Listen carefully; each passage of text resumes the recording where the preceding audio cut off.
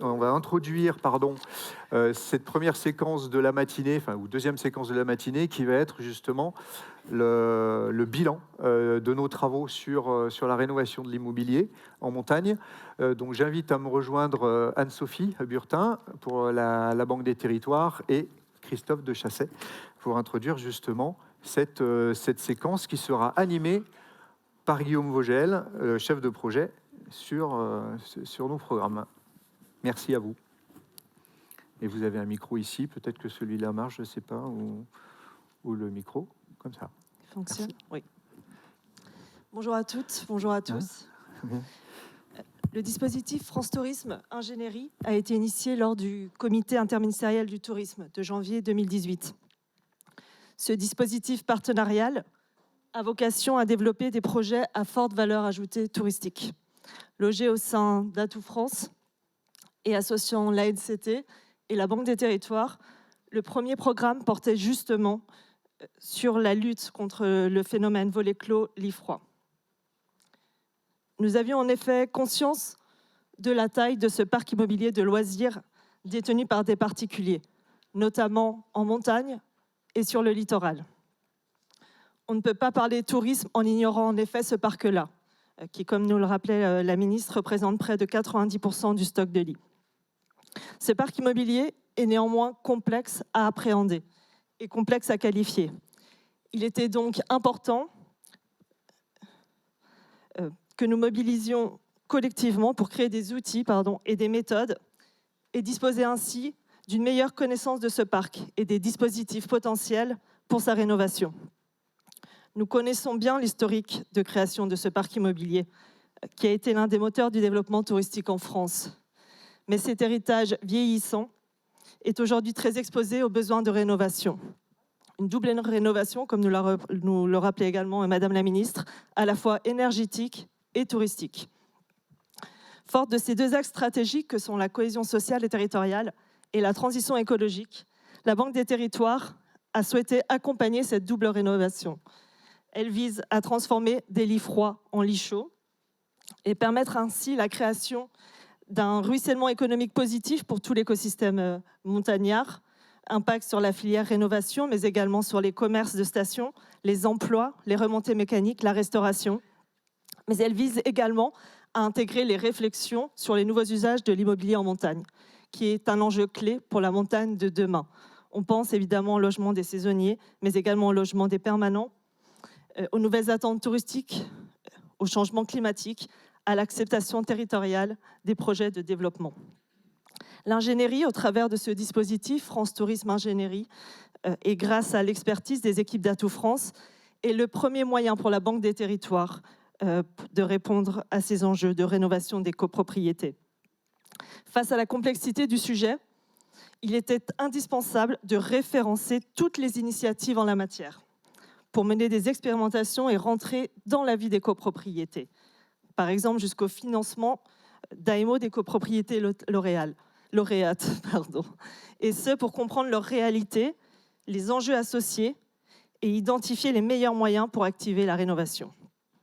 Ces 6 années de mobilisation sont riches d'enseignements, vous le verrez avec Christophe, et le partage de ces enseignements est indispensable pour envisager la massification des rénovations des copropriétés, ce qui est le sens de l'histoire.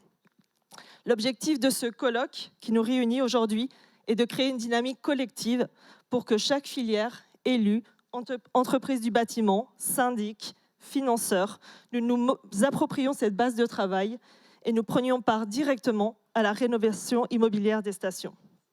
Je vous remercie.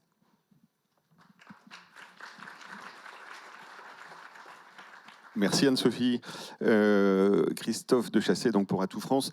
Je voulais rapidement revenir sur, en fait, on parle de 6 ans, de 8 ans, de 10 ans, mais en fait, ça fait 25 ans qu'avec la Caisse des dépôts, on se fréquente et qu'on est bien conscient que ces questions-là arrivent et l'accélération de ce qu'on est en train de constater est maintenant bien réel.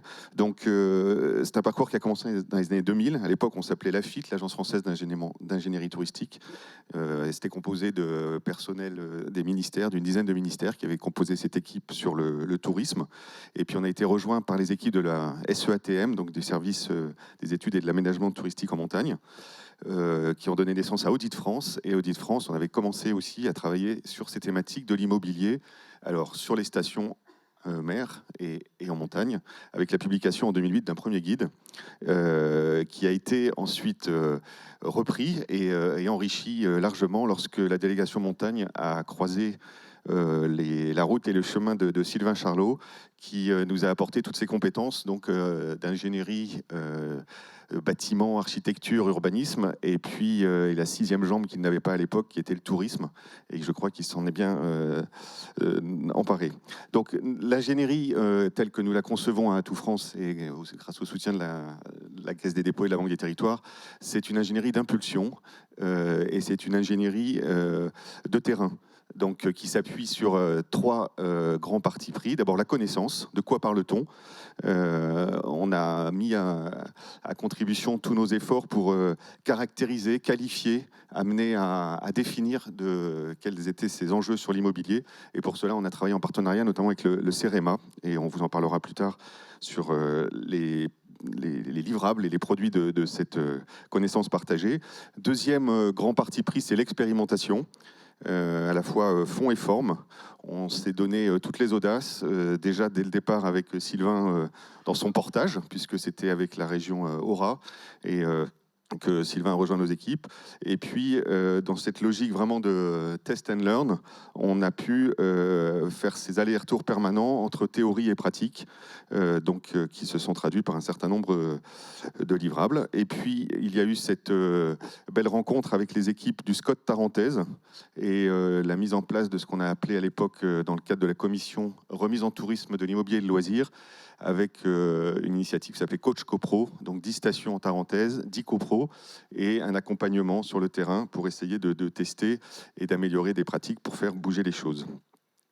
Enfin, dernier point, c'est la construction et le partage de méthodes et d'outils, donc c'est ces retours d'expérience. Et puis l'idée aussi, on est arrivé plutôt par une entrée tourisme, mais très vite on s'est rendu compte qu'on était sur un problème à 360 qui touchait à la fois les habitants, les saisonniers et puis bien évidemment les touristes.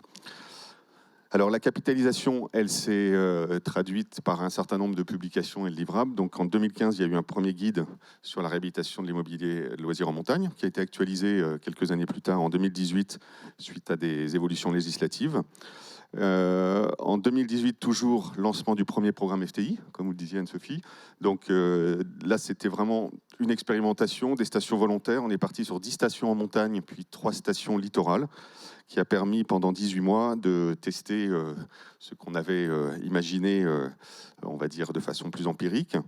Et ça a permis, donc, une fois les résultats et le bilan de l'expérimentation réalisés, de se lancer dans un déploiement. Donc, il y a une deuxième vague de ce programme FTI, France Tourisme Ingénierie, sur les stations, avec le lancement d'un AMI, un appel à manifestation d'intérêt, auquel ont répondu 43 stations. 25 ont été retenues et ont été accompagnées pendant 2 ans et demi avec les moyens des équipes d'Atout France et puis des moyens financiers de la Banque des territoires. Donc ça, on va vous présenter les résultats de ces travaux. Ce qui caractérisait le fait de retenir les stations, c'était 4 points principaux. Tout d'abord, l'ambition territoriale en termes de développement durable du tourisme. Le deuxième, sans doute l'un des plus importants, la gouvernance de projet. Existait-il, enfin en tout cas c'était un prérequis, un véritable responsable de l'immobilier de loisirs, un chargé de mission immobilier de loisirs dédié. Donc ça c'est quelque chose qui nous paraissait très important. Le troisième, c'est la cohérence stratégique et la mobilisation des acteurs sur le terrain, donc vraiment d'être dans cette optique 360.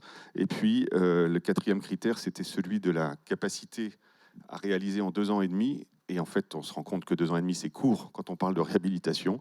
Mais en tout cas, de mettre en musique et en mouvement ces changements. Voilà, je profite de cette tribune pour remercier l'équipe qui s'est constituée.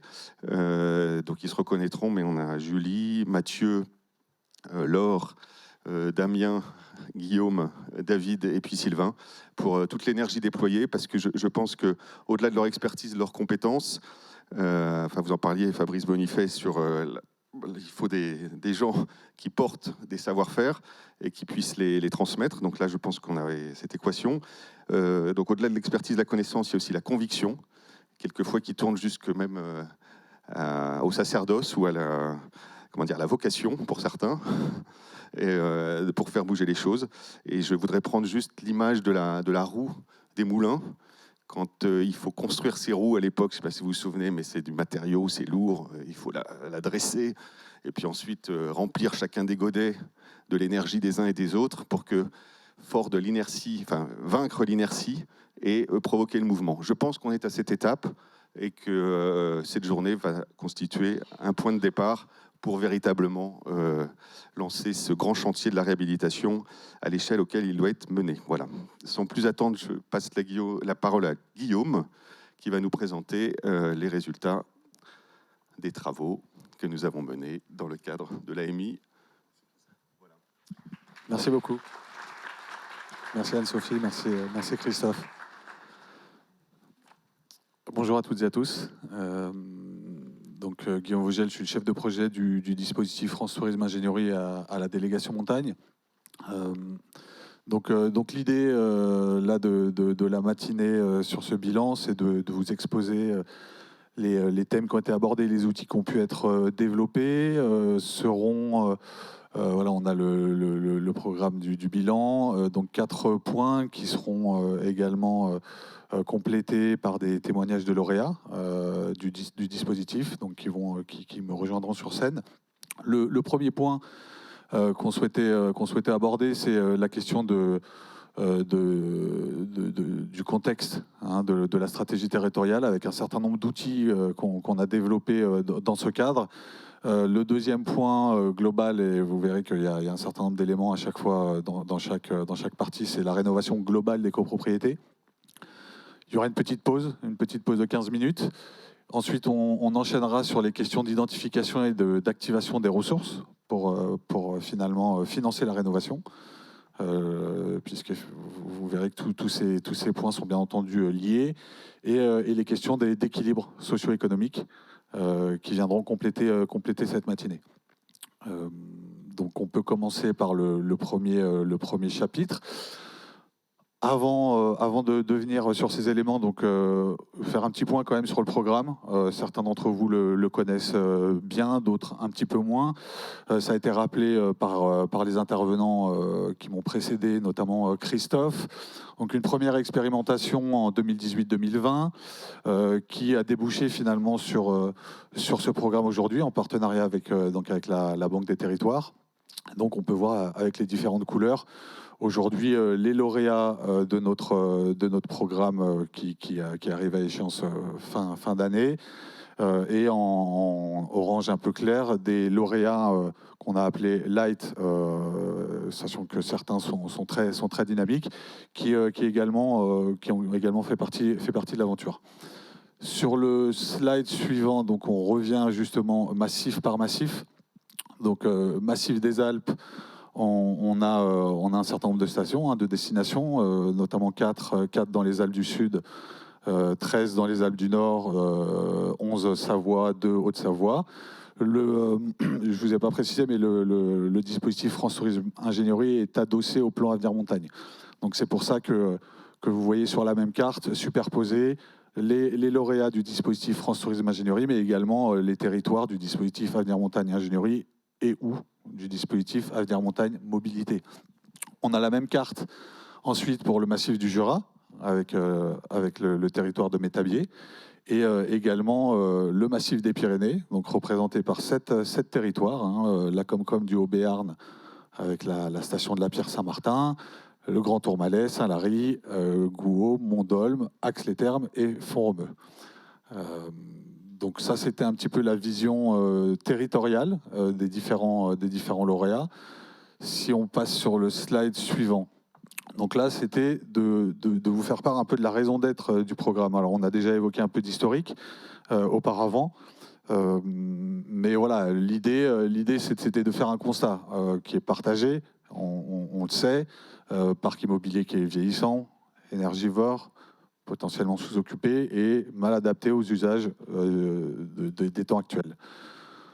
Donc les conséquences de ce constat, c'est que l'offre d'hébergement elle est aujourd'hui fragilisée. Alors pour certains, j'enfonce peut-être des portes ouvertes, mais c'est bien de le rappeler.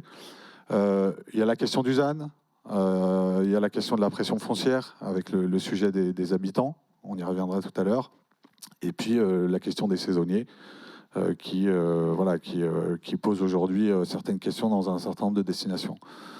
Donc les racines finalement, c'est que les pratiques, les attendus des usagers ont évolué, les propriétaires rénovent peu finalement. Il faut inciter, soutenir plus encore les questions de rénovation. Et puis, on le sait, on l'a déjà dit, mais nombre de logements sont aujourd'hui des passoires thermiques, coûteuses, inconfortables, etc. Le programme agit comme un couteau suisse, en fait, par rapport à ce qu'on vient de se dire. En tout cas, c'est comme ça qu'on a pu être perçu. Activer un certain nombre de leviers. Le premier levier, c'est la gouvernance. On en a parlé tout à l'heure, l'animation, le pilotage local, la volonté politique des territoires de faire avancer le sujet.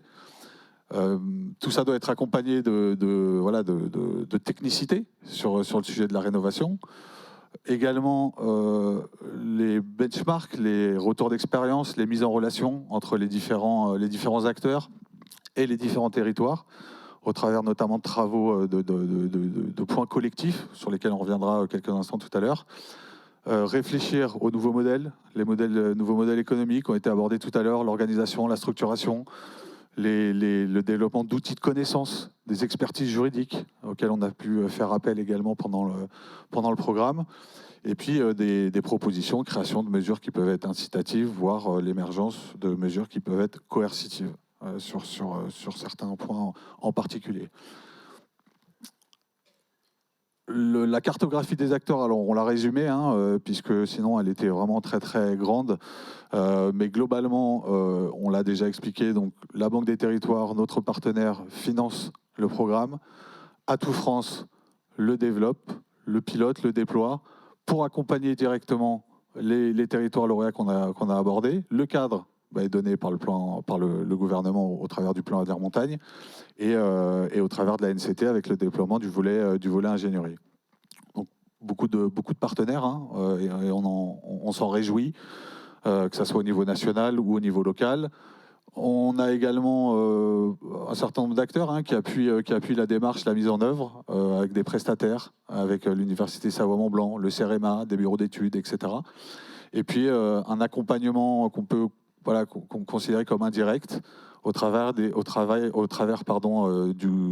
groupe de travail interministériel, notamment sur l'attrition des résidences principales en zone touristique tendue, qui avait eu lieu il y a déjà quelques temps maintenant.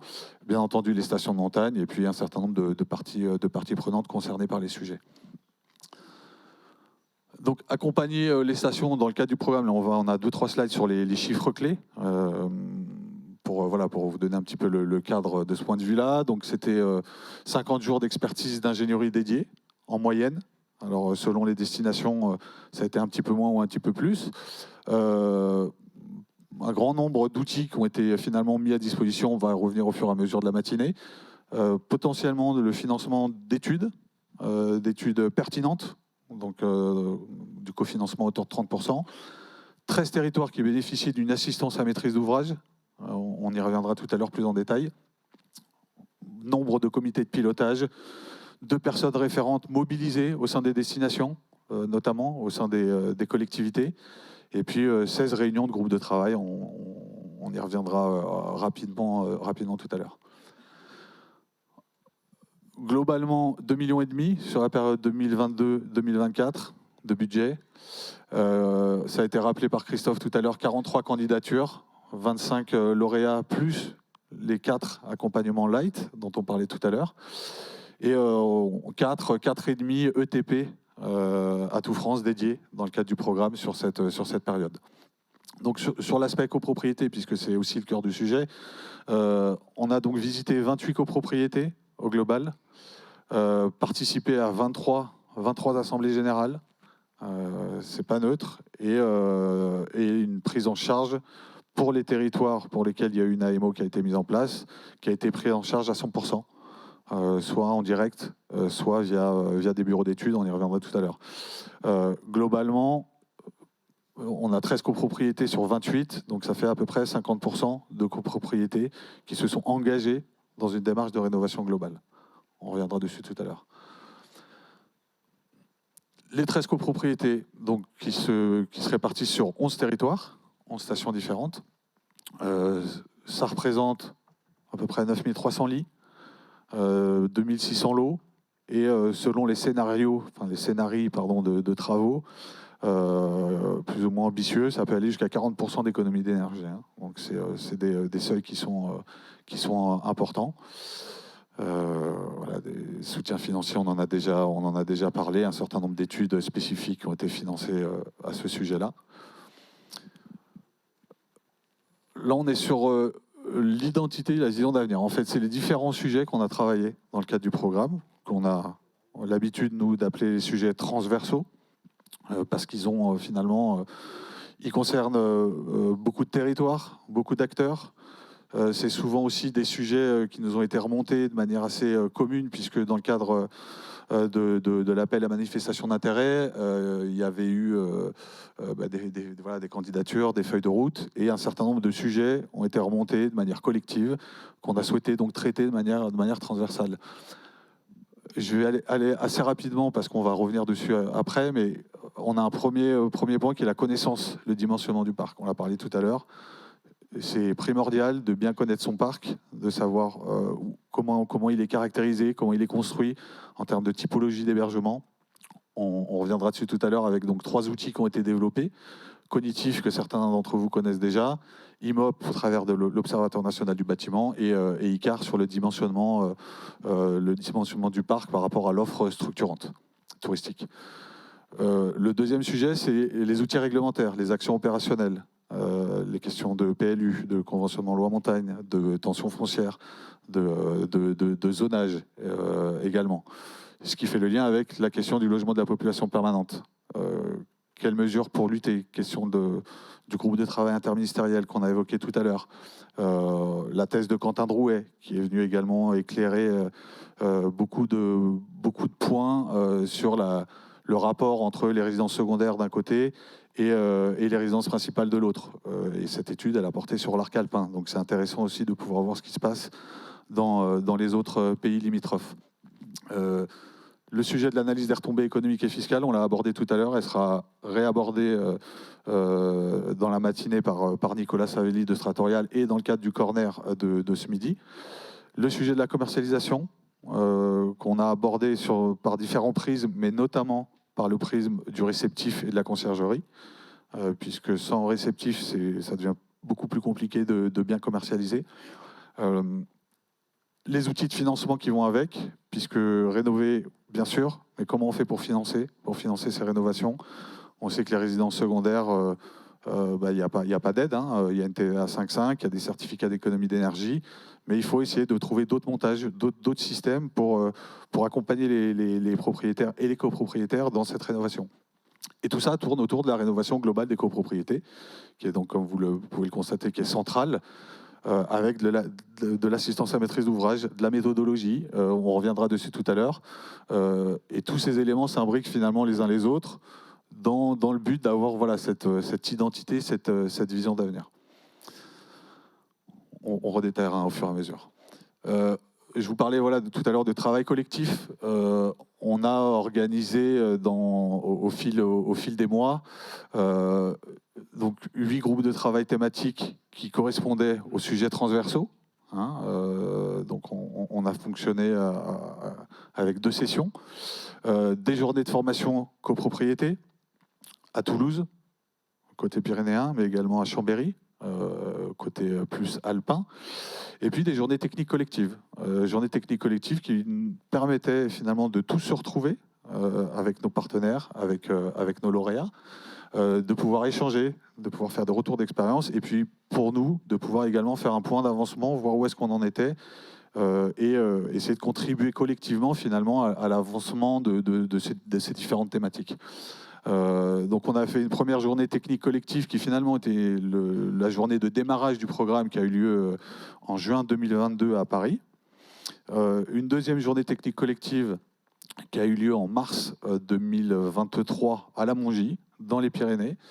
Et la dernière en date, donc, qui a eu lieu en mars 2024, qui était à Champs-Rousse, bien représenté aujourd'hui. On les remercie. Et donc voilà, c'est aussi un travail c'est-à-dire individualisé, un peu chacun de notre côté, mais également voilà, une mise en commun des différents travaux et clairement voilà, un collectif sur ce programme. Alors, les principaux enseignements du programme. Donc, on a des facteurs clés de succès. Bien entendu, il y a des freins également. Je vous propose de revenir sur le premier point, donc contextualiser le sujet et le replacer dans une stratégie éditoriale. Et pour ce faire, alors on revient sur les quelques points qu'on évoquait tout à l'heure de quantification, caractérisation avec cognitif, l'Observatoire national du bâtiment, plutôt sur connaître, contextualiser, et dimensionner avec ICAR. Donc, tout ça, vous l'avez compris. Cibler des actions objectivées, mise à disposition, outils de la décision. On a travaillé dans ce sens-là. Un petit exemple de cognitif, très rapide. Là, on a fait un focus copropriété. On peut avoir un focus également plutôt sur une vision station.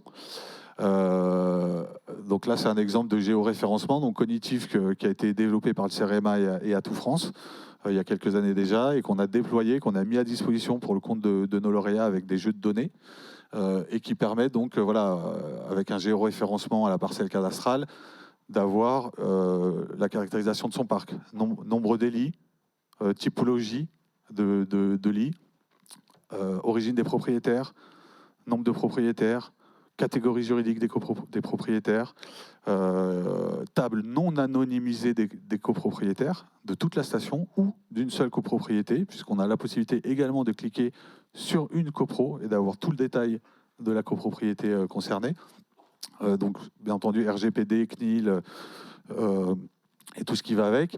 Le deuxième point, l'Observatoire national du bâtiment, donc base de données qui agrège elle-même de nombreuses bases de données, comme vous pouvez le constater. Ça va de l'ADEME en passant par les géorisques jusqu'à l'IGN.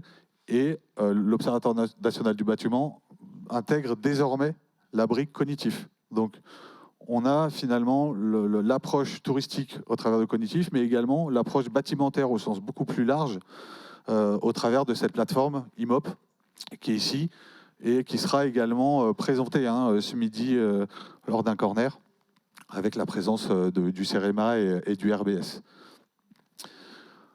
Troisième outil, rapidement, ICAR également, corner ce midi. Donc vous pourrez avoir plus d'éléments, je ne vais pas rentrer trop dans le détail. L'idée, c'est vraiment de dimensionner, de regarder l'adéquation entre le parc d'hébergement et l'offre touristique structurante. Alors on a travaillé sur la partie hiver, donc l'offre touristique structurante, à savoir les domaines skiables. Il y a une analyse touristique qui va avec, il y a une analyse économique qui va avec, notamment avec un ratio qui vous sera présenté par Damien ce midi, qui est le ratio du chiffre d'affaires sur le moment de puissance. Et donc voilà, on a des éléments de capacité, de caractéristiques du domaine skiable, du parc d'immobilier de loisirs, de fréquentation, et on va en fait croiser ces éléments de connaissance du parc, de dimensionnement du domaine skiable et de fréquentation par typologie d'hébergement à la semaine.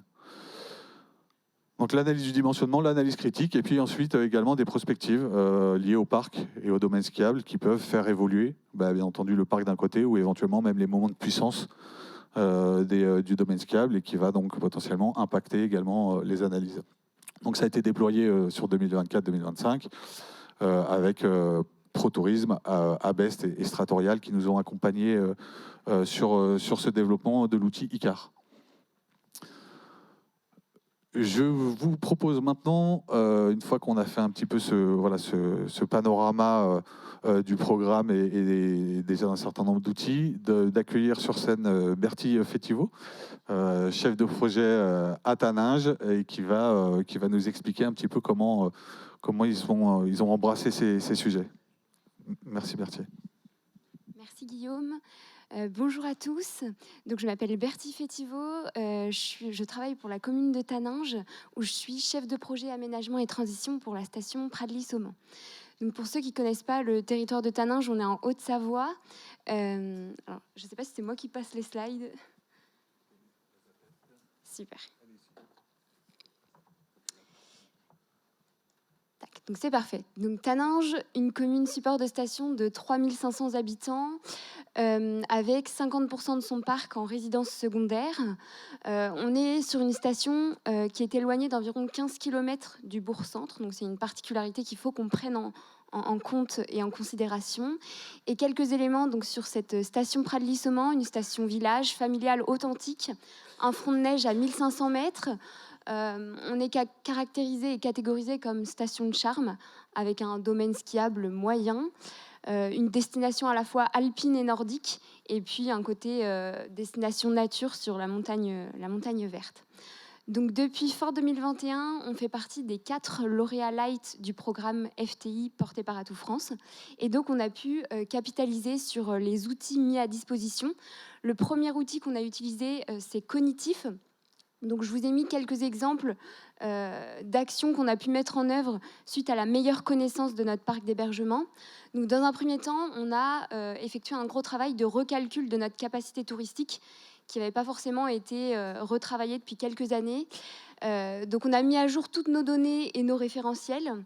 On a également eu d'importantes avancées en termes de structuration de notre parc.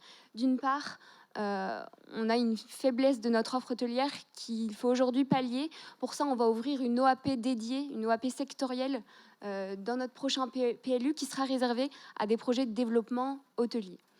Toujours dans cette structure du parc, le corollaire d'une faiblesse de l'offre hôtelière, c'est une importance et une grande majorité de lits en résidence secondaire. Et donc l'idée, c'est de travailler avec nos résidents secondaires, améliorer nos relations, mieux les connaître, aller chercher quels sont les besoins et puis mettre en œuvre les stratégies et les actions qui correspondent à ces besoins. Enfin, l'exploitation de la table des propriétaires qui renseigne à la fois sur l'origine et l'âge de nos propriétaires de résidences secondaires montre qu'aujourd'hui, on a la moitié de nos propriétaires qui ont plus de 70 ans. Donc, on arrive dans une période charnière où il va y avoir peut-être des ventes, du leg. Et donc, on va avoir un renouvellement. Et ce renouvellement, je pense qu'il ne faut pas passer à côté. Il faut pouvoir s'en saisir pour accompagner nos nouveaux propriétaires. Donc finalement, cette première phase de diagnostic et d'amélioration de notre connaissance, aujourd'hui, on la met à profit dans l'élaboration de 2 documents qui sont structurants. On a d'une part le PLU communal qui est en cours d'élaboration et puis notre PIL, notre politique immobilier de loisirs. Le deuxième outil également sur lequel on a un petit peu travaillé, c'est donc ICAR-DS qui permet véritablement de mettre en relation à la fois votre capacité d'hébergement et puis la capacité du domaine skiable. Donc pour traiter un petit peu l'illustration que vous voyez, vous avez en abscisse la période d'ouverture de notre domaine skiable et en ordonnée, vous avez les nuitées potentielles supplémentaires qu'on pourrait exploiter au sein de notre parc de lits productifs marchands. Donc déjà, ce qu'on peut voir, c'est que toute période confondue, on a des marges de manœuvre, d'amélioration, et ce, notamment sur les nuitées disponibles dans le diffus. C'est ce qu'on voit en violet. Autre remarque que l'on peut faire, c'est qu'il va falloir travailler sur l'optimisation des périodes en intersaison. Vous avez en bleu les périodes de vacances scolaires et on voit très nettement qu'il va falloir aller chercher de la nuitée sur les périodes hors vacances scolaires si on veut conserver un certain degré d'agréabilité sur nos pistes compte tenu de la dimension de notre domaine skiable. Donc ça, c'est globalement l'analyse qu'on tire d'ICAR et on nous a fourni tout un livret avec, comme le disait Guillaume, une analyse touristique, économique, etc., qui nous permet d'éclairer pour nos élus les prises de décision. Au-delà de ces outils, on s'est également rapproché d'outils complémentaires sur 3 thématiques particulières. Nous, on a vraiment fait un focus sur le calcul du nombre de lits en résidence secondaire, puisque ça représente 90% de nos lits touristiques sur notre destination. Pour ça, on a comparé avec une méthode qui avait été appliquée dans le cadre de l'élaboration du SCOT tarentaise, avec donc une matrice avec 2 variables qui prend en compte à la fois donc la surface du logement et puis le nombre de chambres pour attribuer un nombre de lits. On a également travaillé sur l'occupation des lits, cette question si difficile de la quantification du nombre de lits froids. Donc là, on travaille sur plusieurs indicateurs en lien avec plusieurs opérateurs. Et enfin, pour étoffer ce diagnostic, on a également travaillé sur le classement de notre parc d'hébergement. Et donc, petit retour d'expérience de cette participation donc, au programme FTI. Pour nous, ça a vraiment eu un effet vertueux de structurer à l'échelle de la commune, vraiment de structurer la démarche, une réflexion globale, la création d'un comité de pilotage. On était hier soir en séance et ça fonctionne très bien. Les élus sont intéressés et ils participent à chacune des séances. On a également donc l'ouverture de mon poste que j'ai pris donc en septembre dernier et puis un engagement au travers d'un document cadre, un document de programmation à échéance 2035 qu'on appelle le master plan, qui regroupe une trentaine de fiches actions qui sont scindées en 4 catégories et pour lesquelles on met en œuvre chaque jour l'ensemble des actions pour y parvenir. Un retour d'expérience aussi, je pense qu'il doit mettre en valeur le travail collaboratif qu'a fait Atout France. On va aujourd'hui essayer de le poursuivre. Prochaine étape, un éductour la semaine prochaine en Haute-Maurienne vanoise. Et donc, je remercie ceux qui nous accueillent sur ces 2 jours de découverte. On va également candidater à l'appel à projet Alcotra Interreg sur la thématique tourisme et habitat. Donc là encore, on essaie de se structurer toujours dans cette dynamique de l'habitat. On cherche notamment à développer notre connaissance sur un secteur intermédiaire entre le tourisme et le résident permanent. C'est notre résident secondaire qui est là de manière très récurrente et qui est véritablement un résident transitoire. Donc comment est-ce qu'on arrive à mieux les prendre en compte et mieux les faire participer à nos politiques publiques ? Et puis, le programme Atout France a également essaimé au niveau de la communauté de communes, puisque la CCMG réfléchit actuellement à mobiliser des outils notamment développés par Stratorial dans le cadre du projet de territoire qui est également en cours d'élaboration. Donc on voit que le projet a quand même une bonne résonance sur notre territoire. Merci beaucoup, Berthe. Merci. On a une petite séance de questions-réponses. On va pouvoir prendre 2 questions, si tant est qu'il y en ait sur la conversation Teams. Alors oui, on a une question seulement pour l'instant, donc n'hésitez pas à vous manifester dans le fil de discussion. Une question qui a plutôt été, qui est plutôt liée à l'introduction de Sylvain et de Fabrice. Je le cite, Vincent. Comment massifier les travaux? C'est une question peut-être un peu générique. Comment massifier les travaux dans un contexte où les capacités d'augmentation d'activité des entreprises du BTP sont extrêmement réduites, et notamment du fait des difficultés de recrutement d'une maîtrise d'œuvre disponible et qualifiée, et qui est complétée avec celle-ci. Comment associer l'État et les professionnels du bâtiment pour faire évoluer la filière, pour répondre à ce besoin? Un premier élément de réponse qui a été apporté, mais que peut-être Sylvain, tu pourras compléter, de Paul Etienne, qui dit qu'il y a eu notamment la mise en place de MOOC, bâtiment durable, qui a été mis en place par l'ADEME. Alors, excellente question. Je ne suis pas là pour botter en touche et retrouver du temps. C'est typiquement un sujet qui va être abordé à la table ronde numéro 2, où on aura des professionnels du bâtiment qui seront présents. On aura notamment, on a la chance d'avoir la présidente de l'Ordre des architectes Auvergne-Rhône-Alpes, Isabelle Dieu, qui sera également présente. On aura Bertrand Carenceau qui représente la fédération du bâtiment et travaux publics de l'Isère, qui est également vice-président de la FFB Aura. Et il va pouvoir aussi nous expliquer quelques éléments par rapport à ces problématiques, effectivement, de tension potentielle, oui, non, sur le bâtiment. la rénovation, le cheval blanc pour sauver les entreprises du bâtiment face à la crise du logement et crise du bâtiment et de la construction, oui ou non. En tout cas, voilà. C'est un sujet qui va être traité. Et concernant effectivement la formation, c'est également un point qui sera abordé lors de cette table ronde. C'est un vrai sujet de montée en compétences, de transformation également de process au sein des entreprises, quand on sait que l'activation du bâtiment est surtout sur la construction neuve. Et notamment en montagne, on l'a vu, la façon de pallier la lutte contre les lits froids, la réponse traditionnelle pendant des années, ça a été de construire de l'hébergement neuf. Et dans les propos introductifs, notamment de Fabrice, c'était bon, allez, stop, là, du stock, on en a, vous avez vu, Icar, etc. On commence à avoir des éléments d'objectivation du besoin en immobilier et surtout l'énorme enjeu de la rénovation. Donc, ce sont deux excellentes questions, effectivement. Et je renvoie à la table ronde numéro 2 parce que c'est deux sujets essentiels qui devront nécessairement être abordés.